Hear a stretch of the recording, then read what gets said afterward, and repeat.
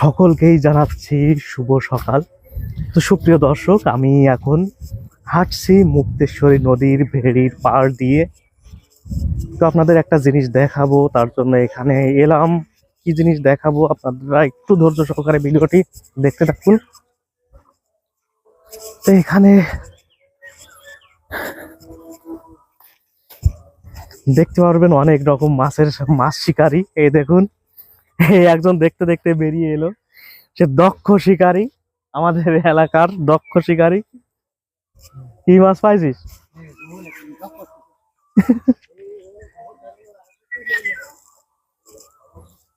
তো সুপ্রিয় দর্শক, সেই ভেড়ির তীর দিয়ে হাঁটতে খুব ভালো লাগে আমার।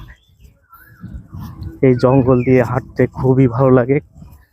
তো এখানে প্রচুর পরিমাণে সবুজের সমারোহ, চারিদিকে শুধু প্রকৃতির বাতাস আর পাখির কলরব। খুবই শুনতে ভালো লাগে আমার। আর সেই সাথে সকালবেলার এই দৃশ্যগুলো আমি কখনোই তো মিস করতে চাই না, আপনারাও জানেন। তার জন্য আমি সকালবেলায় বিভিন্ন জায়গা দিয়ে হাঁটি। বিশেষ করে সকালবেলায় আমার খুবই হাঁটা পড়ে, দৌড়ানো পড়ে। তো একটা জিনিস আমি এখানে খেয়াল করলাম, বা আপনারাও দেখতে পারেন, এখানে যে পাম ফল, তো মালয়েশিয়ায় পাম ফল হয়, মানে মালয়েশিয়ায় পাম চাষ হয়।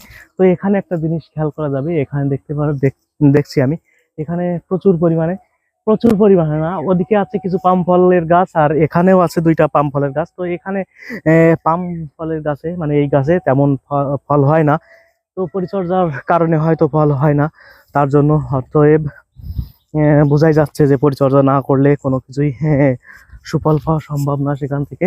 তো মালয়েশিয়ায় প্রচুর পরিমাণে পাম বাগান আছে, সেখানে পরিচর্যা করা হয়। আরেকটা জিনিস এখানে লক্ষ্য করুন, এখানে প্রচুর পরিমাণে এই মুক্তেশ্বরী নদীতে প্রচুর পরিমাণে কচু পাওয়া যায়। এই কচুগুলো খাওয়া যায়, প্রচুর পরিমাণে কচু হয়। এখান থেকে লোকজনেরা নিয়ে খায়, কিন্তু কত খাবে, মানে প্রচুর পরিমাণে কচু, মানে কচুর কারণেই এই মুক্তেশ্বরী নদী মানে আজ এমন অবস্থা। তো দেখতে পাচ্ছেন গবাদি পশুর জন্য খাবার সংগ্রহ করছেন একজন। তো যাই হোক, এই মুক্তেশ্বরী নদীর তীর দিয়ে আমি এখনো হেঁটে চলেছি। তো এখানে অসাধারণ দৃশ্য আরো একটি দেখাচ্ছে। এই যে আমার এই যে পাশে আছে মুক্তেশ্বরী নদী। তো এই নদীর এটা হচ্ছে ভেসাইল বলি আমরা, ভেসাইল।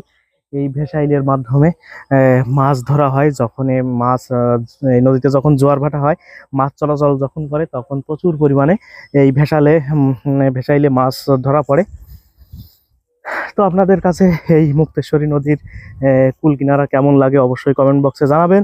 যদি ভালো লাগে থাকে তাহলে ভিডিওটি শেয়ার করতে ভুলবেন না। যদি না ভালো লাগে তাহলে অবশ্যই বলবেন যে কি কারণে আপনাদের ভালো লাগেনি, তাহলে আমার বুঝতে সুবিধা হবে। তো ধন্যবাদ, আপনারা ভালো থাকবেন। শুভ সকাল।